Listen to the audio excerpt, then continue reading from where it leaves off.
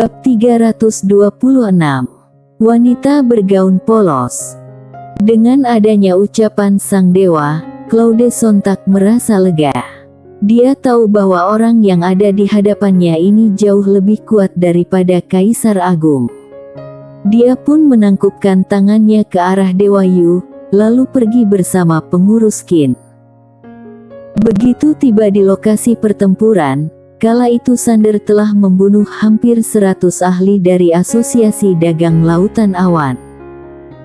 Melihat pemandangan ini, Claude yang datang tergesa-gesa itu tiba-tiba mengubah ekspresinya. Dia tidak menyangka bahwa kultivator pedang muda ini ternyata begitu kuat.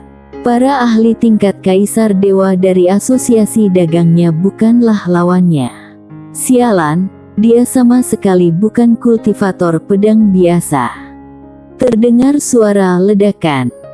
Kini, kehancuran ruang dan waktu tiba-tiba terjadi di kejauhan. Segera setelah itu, beberapa ahli dari Asosiasi Dagang Lautan Awan langsung kehilangan nyawa. Kurang ajar. Melihat apa yang terjadi di sini, Claude sontak murka. Siapa kamu? Beraninya kamu datang ke Asosiasi Dagang Lautan Awan dan bertindak sesuka hati. Di kejauhan, Sander tiba-tiba menghentikan langkahnya. Dia berbalik dan memandang Claude dengan tatapan penuh niat membunuh. Jadi, kamu adalah ketua Asosiasi Dagang Lautan Awan. Claude memandangnya dengan tidak ramah. Ya. Sander tidak menunjukkan ekspresi apapun. Dia menunjuk pengurus Qin dengan pedangnya seraya menjelaskan, orang ini menipu 6 miliar esensi jiwaku. Menurutmu, bagaimana kita harus menyelesaikan masalah ini? 6 miliar. Ucapan Sander membuat Claude kaget. Dia melihat ke arah bawahannya. Ekspresi wanita itu langsung berubah. Dia buru-buru mengeluarkan sebuah cincin penyimpanan dan meletakkannya di depan atasannya dengan serius. Ketua, orang ini bisa dengan mudah mengeluarkan 6 miliar esensi jiwa, pasti masih ada lebih banyak lagi di tubuhnya. Mata Claude agak memicing. Dia melihat cincin penyimpanan di depannya dan terbungkam. Tindakan seperti ini sudah biasa terjadi di Asosiasi Dagang Lautan Awan. Hanya saja, dia tidak pernah menyangka bahwa pengurus Qin akan begitu serakah. Beraninya dia menipu 6 miliar. Seorang pemuda yang bisa dengan mudah mengeluarkan 6 miliar pasti bukan orang biasa, bukan? Pada saat itu, pengurus Qin menambahkan, Ketua, orang ini sudah menjadi musuh kita, tidak mungkin untuk berdamai lagi. Jadi, lebih baik kita langsung membunuhnya. Dia pasti punya lebih dari 10 miliar esensi jiwa. Claude melihat Sander di kejauhan dengan agak ragu. Orang ini memiliki latar belakang yang tidak biasa. Pengurus Qin melanjutkan, kita punya Dewa Yu. Dewa Yu. Membayangkan kekuatan mengerikan Dewa Yu, Claude tidak lagi memiliki keraguan. Dia menyimpan cincin penyimpanan di depannya, lalu melihat Sander di kejauhan. Dia berucap sambil tersenyum dingin, apa maksudmu dengan menipu 6 miliar esensi jiwa? Asosiasi Dagang Lautan Awan tidak akan melakukan tindakan kotor seperti itu. Aku rasa kamu lagi mencari masalah dan mencoba mengeksploitasi Asosiasi Dagang Lautan Awan. Cepat bunuh dia. Begitu suara ini terdengar, banyak ahli muncul di belakang Claude, termasuk seorang ahli tingkat Kaisar Agung. Pada saat itu, Sander tiba-tiba menghilang dari tempatnya. Melihat Sander tiba-tiba bertindak, ahli tingkat Kaisar Agung itu emosi. Beraninya bertindak sembrono di depanku. Sambil berkata begitu, dia hendak menyerang. Namun, pada saat itu, sebuah bayangan cacat langsung menuju ke arahnya. Itu adalah boneka dewa kuno Sander. Boneka dewa kuno itu langsung menyerang dengan pedang.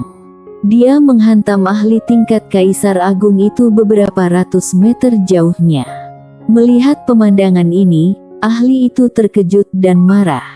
Pada saat itu, boneka dewa kuno itu menuju ke arahnya lagi dengan membawa pedang. Ahli itu tidak berani berpikir lebih jauh. Dia tidak lagi meremehkan dan langsung menyerang boneka dewa kuno itu. Sementara itu, Sander berlari ke arah Claude. Melihat Sander datang, raut wajah Claude tiba-tiba berubah. Dia memegang perisai emas di tangannya. Pedang dihunuskan. Bam! Sander mengayunkan pedangnya. Perisai emas itu hancur berkeping-keping. Kekuatan yang dahsyat langsung mengempaskan Claude hingga beberapa ribu meter jauhnya. Melihat pemandangan ini, Claude menjadi sangat ketakutan. Dia tidak menyangka bahwa kekuatan kultivator pedang ini begitu mengerikan. Melihat Sander datang lagi, dia segera berseru, "Bunuh dia! Cepat bunuh dia!" Di sekitar mereka, para ahli asosiasi dagang lautan awan langsung menyerang.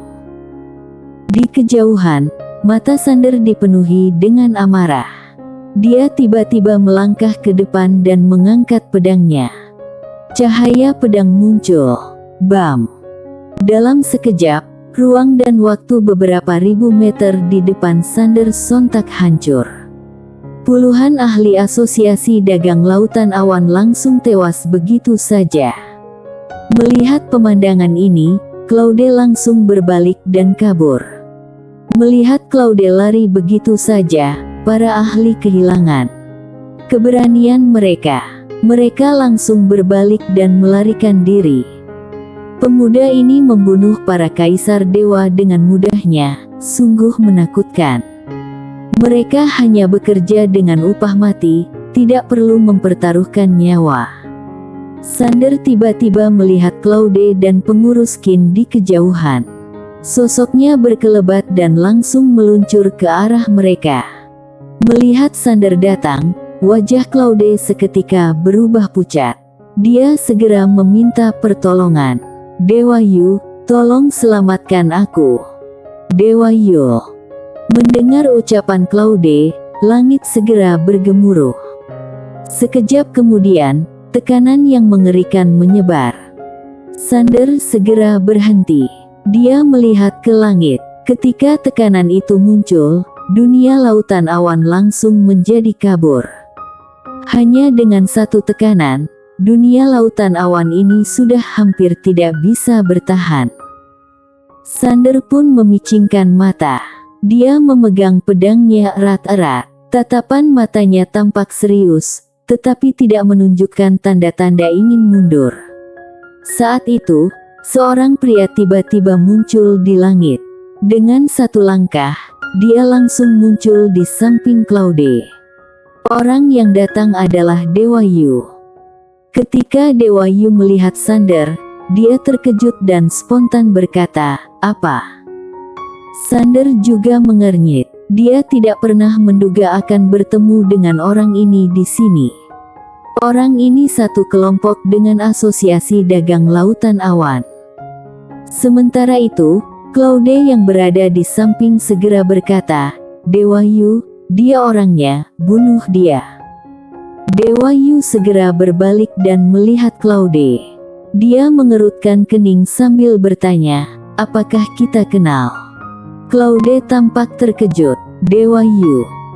Dewa Yu dengan serius berkata, "Kita tidak kenal, jangan memanggilku sembarangan." "Kamu."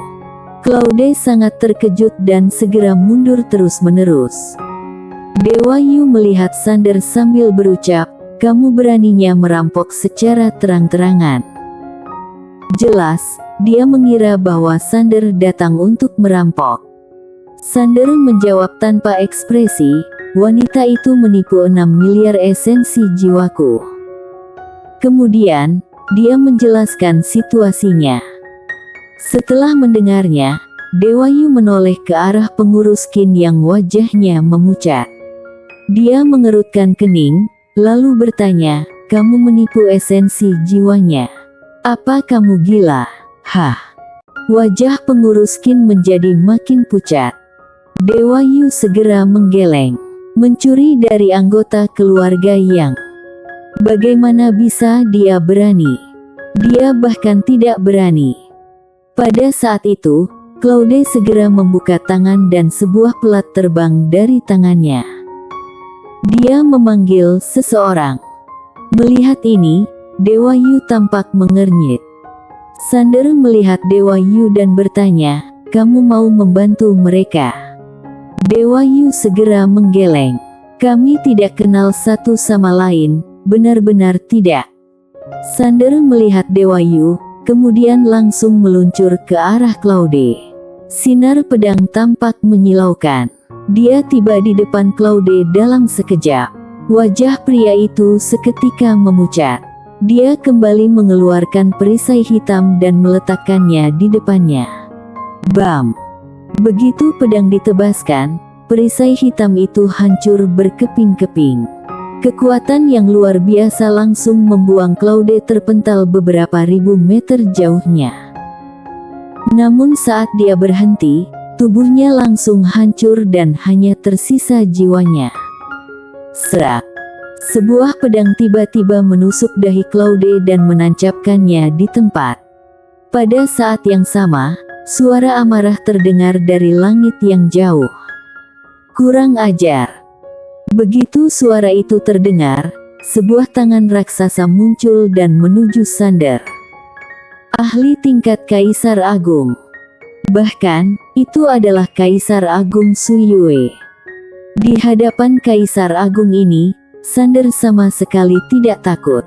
Dia mengentakkan kaki kanannya, mengangkat pedangnya, dan meluncur ke langit untuk menghadapi serangan itu. Cahaya pedang bersinar terang. Tebasannya langsung membelah tangan raksasa itu menjadi serpihan-serpihan, tetapi Sander juga terpental beberapa ribu meter. Pada saat yang sama, seorang pria tua berjubah muncul tidak jauh dari Sander. Orang itu menatap Sander dengan tajam. "Siapa kamu? Beraninya mengganggu bisnis Sekte Suci?" Di balik Asosiasi Dagang Lautan Awan, pemilik sebenarnya adalah Sekte Suci. Sekte Suci. Sander melihat orang itu, tetapi langsung menyerangnya tanpa berkata apa-apa. Melihat Sander mengabaikan Sekte Suci, dia menjadi sangat marah, kurang ajar. Dia bergegas maju dan langsung melancarkan tinju. Dalam sekejap, banyak serangan tiba-tiba muncul, membentuk lautan tinju yang menenggelamkan Sander. Namun, di tengah-tengah serangan itu, seberkas sinar pedang tiba-tiba terbelah. Bam! Sander dan pria tua itu sama-sama mundur. Setelah berhenti, wajah pria tua itu penuh dengan kejutan dan amarah. "Kamu..." Dia tidak menyangka, pemuda tingkat langit sian di depannya ini, bisa memiliki kekuatan sedemikian besar. Sander tidak berkata apa-apa. Dia kembali berubah menjadi seberkas sinar pedang. Lalu menyerang lagi. Saat melihat adegan ini, wajah pria tua berjubah itu menjadi sangat bengis. "Kamu benar-benar menganggap dirimu hebat." Usai berkata demikian, dia tiba-tiba melangkah maju dan meninju Sander lagi. Kali ini, kekuatan tak terbatas dari Su Yue terbentuk dari telapak tangannya. Seketika, dunia lautan awan mulai hancur berantakan. Kaisar Agung Su Yue. Kekuatan satu tinjunya bisa menghancurkan dunia. Namun, Sander tidak takut. Dia tiba-tiba menghilang dari tempatnya, lalu menebas dengan pedangnya.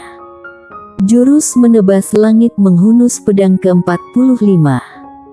Pedang itu langsung menghancurkan dunia lautan awan yang memang ilusi. Seiring terdengarnya dentuman keras, sinar pedang tiba-tiba meledak. Sander dan Kaisar Agung Su Yue mundur bersama-sama. Setelah mundur ribuan meter, Sander akhirnya berhenti, tetapi sedikit darah mengalir dari sudut bibirnya. Hanya saja, dia tersenyum lebar. Kaisar Agung Su Yue, begini saja kemampuanmu, ayo lagi. Usai berkata demikian, dia langsung menyerang lagi. Sinar pedang hancur. Di kejauhan, Kaisar Agung Su Yue melihat ini dan melintas sedikit kebengisan di matanya. Dia maju dan melancarkan ratusan tinju lagi. Dengan dentuman yang berulang kali, sinar pedang dan cahaya tinju saling bertabrakan, kemudian pecah dan lenyap. Setelah beradu ratusan kali, keduanya tidak bisa menahan satu sama lain. Dewa Yu yang menyaksikan ini juga agak terkejut. Berapa usia Sander? Kekuatannya bisa-bisanya begitu besar. Anak ini memang sangat luar biasa. Bam! Pada saat yang sama, Sander dan pria tua berjubah di kejauhan tiba-tiba mundur secara bersamaan. Mereka masing-masing mundur ribuan meter sebelum berhenti. Sander berhenti, tetapi darah mengalir dari bibirnya. Hanya saja, dia tersenyum lebar. Sementara itu, Kaisar Agung Su Yue itu terlihat sangat muram. Tubuhnya dipenuhi luka-luka pedang. Matanya menatap tajam ke arah Sander. Kemungkinan besar, asalmu juga tidak sederhana. Tapi, kalaupun orang di belakangmu adalah seorang Kaisar Agung Su Yue, Sekte Suci akan tetap membunuhmu hari ini. Usai itu, ruang dan waktu di belakangnya tiba-tiba terbelah. Kemudian seorang Kaisar Agung yang mengenakan jubah merah muncul perlahan. Lagi-lagi Kaisar Agung Su Yue. Kedua Kaisar Agung Su Yue itu melihat Sander, kemudian si pria tua berjubah merah mengatakan, asal-usul orang ini mungkin tidak sederhana. Pria tua lainnya tidak peduli. Dia berani membunuh orang-orang Sekte Suci kita. Meskipun ada Kaisar Agung Su Yue di belakangnya, Sekte Suci akan membunuhnya juga. Kemudian, dia langsung menuju Sander. Pria tua berjubah merah sedikit ragu, tetapi akhirnya juga melangkah maju. 2 lawan 1. Di kejauhan, Sander menatap mereka dengan dingin. Tanpa berkata-kata, dia langsung berubah menjadi sinar pedang dan menyerang. 1 lawan 2. Siapa yang takut? Di kejauhan, Dewa Yu mengernyit. Namun tiba-tiba, dia merasakan sesuatu. Dia langsung memalingkan kepalanya ke arah langit di kejauhan. Di atas awan putih itu, seorang wanita bergaun polos muncul. Melihat wanita itu, wajah Dewa Yu langsung berubah drastis. Astaga! Dia berkata sebelum berbalik dan kabur secepat mungkin. Dia melarikan diri dari dunia bintang kacau. Bersambung.